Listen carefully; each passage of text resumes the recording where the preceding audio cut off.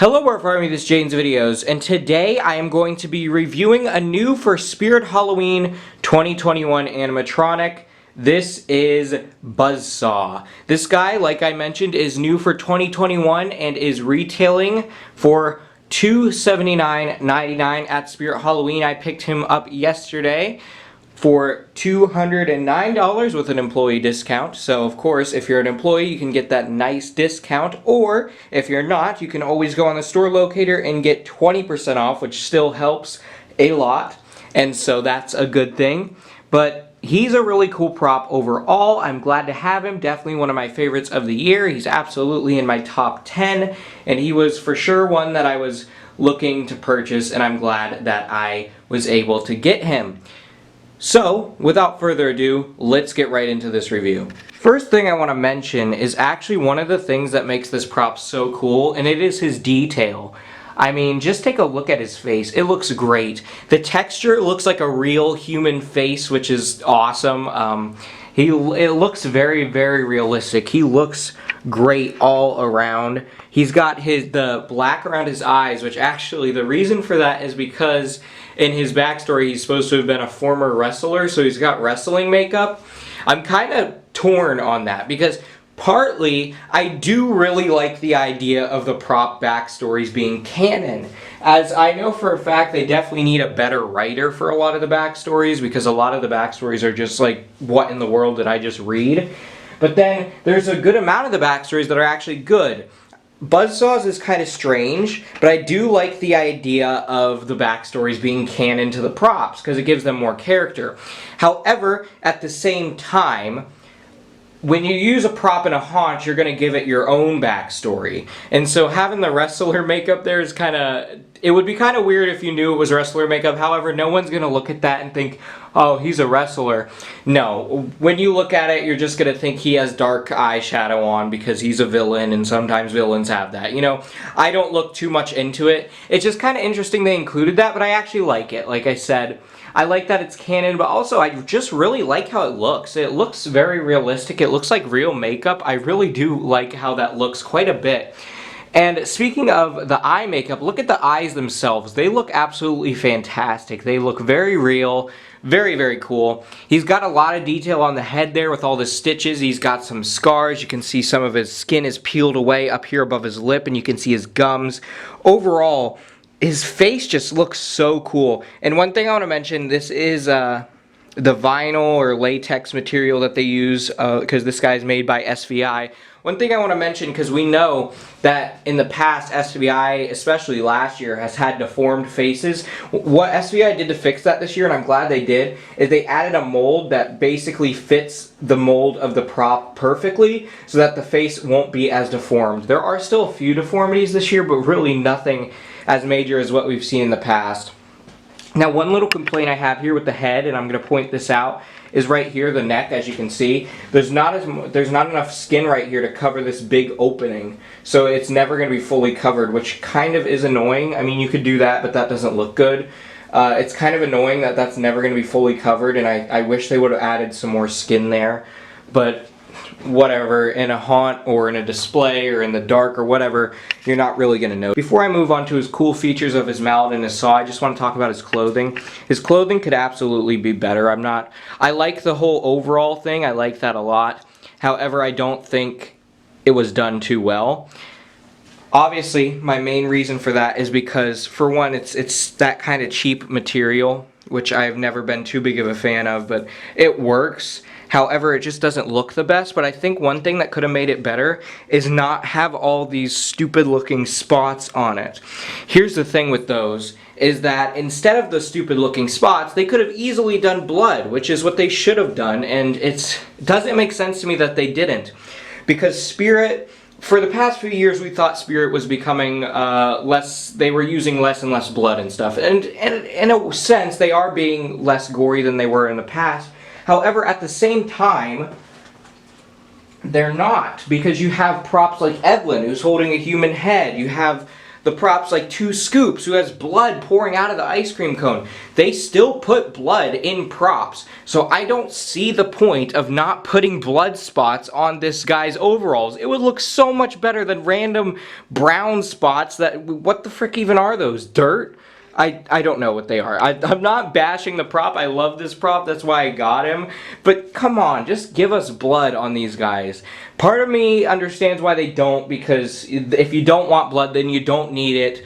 And if you do want blood, all you do is add it. But the thing is, I'm always so conflicted to add my own blood because I don't want to ruin the prop.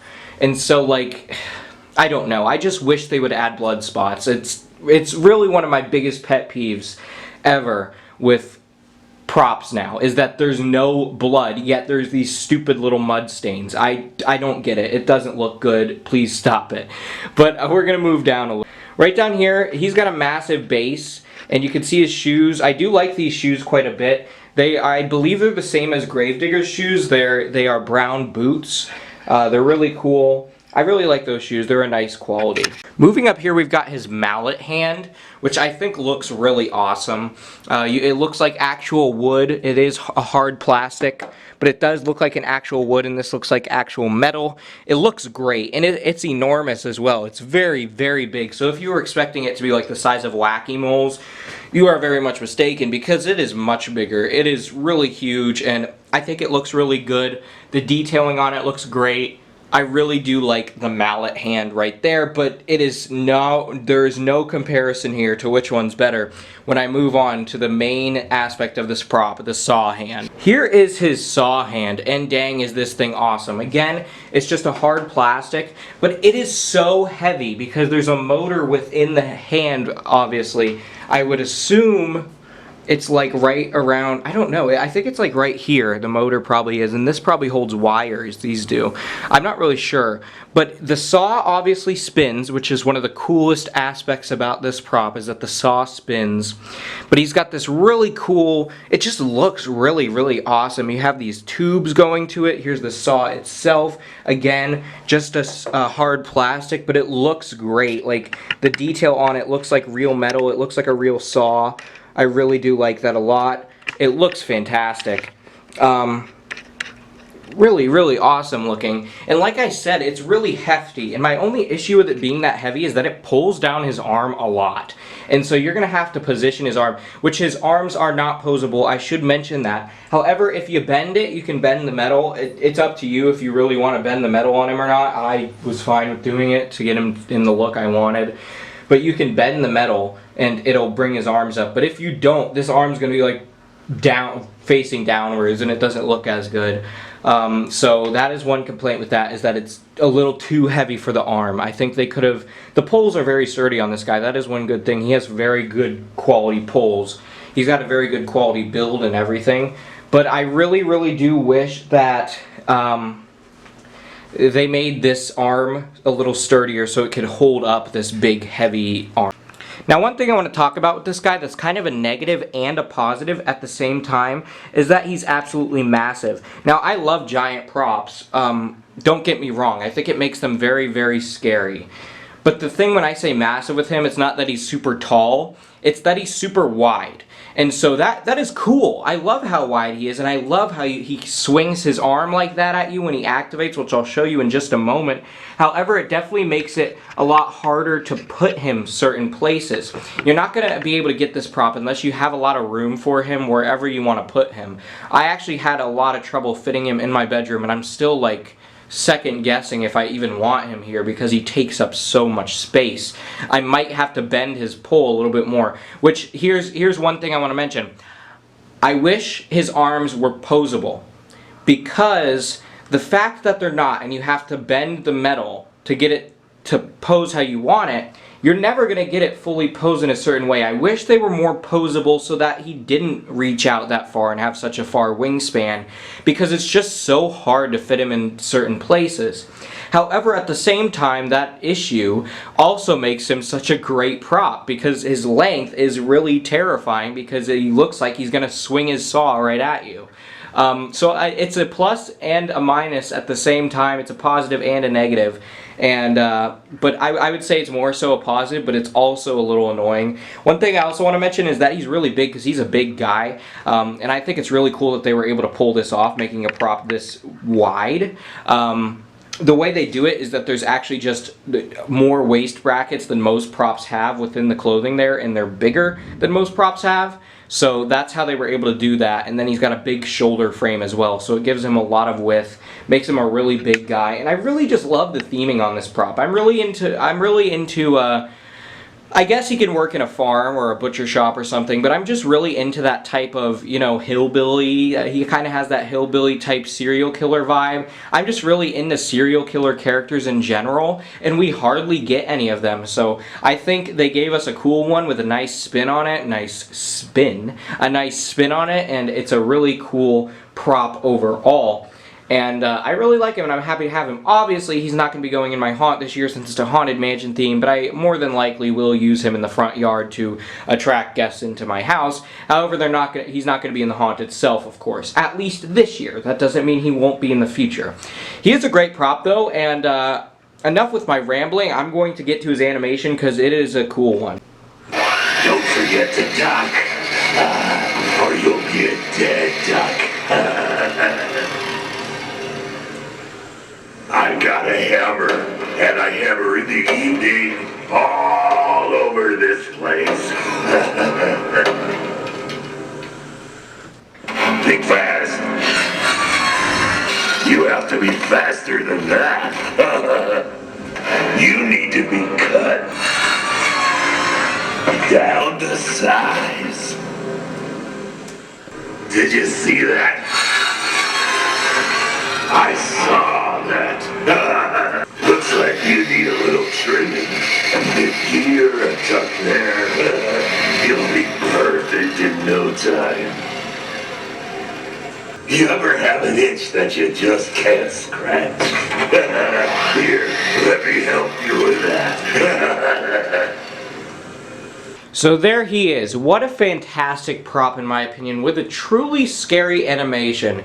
I can imagine him coming at someone with his saw like that. They think it's going to touch them. He moves it so fast and so far. It looks great. And the fact the saw spins is really just such a cool touch.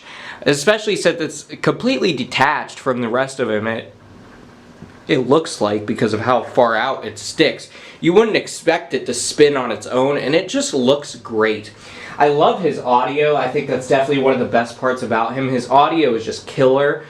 His voice acting is fantastic, and his phrases are great, which unfortunately, though I do love SVI as a company, unfortunately they've gotten really bad at script writing lately, and it's really upsetting. But with this guy, he's got some really great phrases that are truly dark humor phrases, which I really enjoy.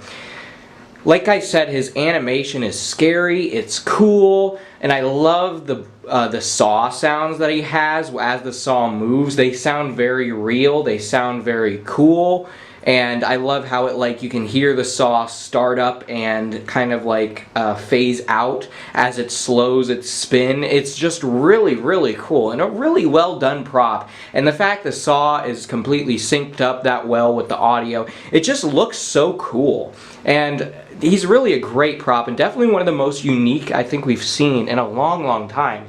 I mean, we've been getting a lot of unique props lately, and I think this one is definitely up there as one of the most unique. I mean, this big hillbilly serial killer guy with a saw and a mallet for an arm. Now, I do have an issue with one of his phrases, and it's also an issue with his animation, and that is the hammer phrase. First off, kind of unnecessary, because yes, he has the hammer, but his main thing here is the saw, and my big issue with that phrase, which I cannot get over it, and it bothers me, is first off, if they wanted to do that, even if it made him a little bit more expensive, they could have added a mechanism to make the hammer arm move. Because when he's saying that phrase, nothing's happening other than side-to-side turning and mouth movement. So he's basically just talking about his hammer and it's not moving at all, yet it's making hammer sounds, which is kind of weird. But my biggest issue with that is that he has a whole phrase that he goes through where the saw does not spin, which is the main point of this prop. And so my issue would be, if someone sees this prop during that phrase, they're not even going to witness the cool saw spinning, which is the big focal point of this prop that makes him so cool. And so I really wish either that phrase didn't exist altogether and it was just all about his saw, or he has a moving arm with the hammer, because at least it would add something. I don't get why they didn't do that. I think it would have definitely enhanced the prop a lot if they wanted to do that phrase, but the fact they did that phrase in the first place, I don't really understand. I guess, yeah, they wanted to acknowledge the hammer, but if the big focal point about this prop is the saw, and the saw is the cool moving aspect, I don't think he should have a whole phrase where he doesn't move the saw at all. It's just kind of unnecessary, I think. However, other than that, he's a fantastic prop. With the price, I will say I don't think he's worth the price, though I love him, I got him anyways. I don't think he's worth that price, though. I think the price I got him for, $210, is honestly a pretty good price, but I think his price should have been about $250. Sure, he's a very big prop, he has a lot of animation, but I still can't justify him being $280, the same price as Grimm, who has a servo mech. I don't really get that. It's kind of weird, especially since they're also made by the same company, so it's not different company pricing. They're made by the same company, so it's just kind of weird to have him at the same price range as a prop like Grimm, who has the servo mech, and you'll see me complain with this about some other props that are in that same price range this year that I hope to get. Beetlejuice. I will mention that once I do a review on Beetlejuice, because I feel like none of them, whether they're cool or not, I don't think any of them should be around the same price as a prop with a servo mech, because it's just kind of strange, and it kind of makes me think that they don't even really take into consideration the prices of their other props when they're pricing things. They're just like, oh, this is going to be this price, this is going to be, and they don't really take into consideration to compare it to the other prices. It's just weird, but I do think he's a cool prop. I think $250 would have been better, but if you like him, I think you should get him regardless. We're not sure how good of a seller he's going to be. I don't think he's going to be like one of the best sellers, but I think he could definitely be a mid-range seller. I don't see him selling poorly just because he's really cool. Then again, you never know, because I personally did not think Punctured Pete would sell out last year, and he did. So you really never know what's going to sell and what's not until the season progresses on and you start seeing what's happening with the sellers. Who knows? So at this point in the season, if you want him, I think you should just get him, just in case, because you never know. I took the gamble and got him because I don't know how good he's going to sell, and I wanted to get him as soon as possible. But overall, he is a prop I would highly recommend for anyone who's into this type of thing. I really like him. It's a type of character that I really like. He's got a lot of personality and a great appearance and animation. So I really do like him. I hope you all enjoyed this review. Let me know what you think of Buzzsaw in the comments below. I'm going to rate this guy a 8 out of 10. I think he's truly a great prop for this season, and I like him a lot. There will be plenty more reviews coming when my spirit gets the other props in that I want to purchase, and there's going to be some Home Depot reviews mixed in as well as a few other reviews of different animatronics and props from 2021 coming as the season progresses, and Halloween is only 2 months away. So stay tuned for those. Keep howling at the moon, my werewolves.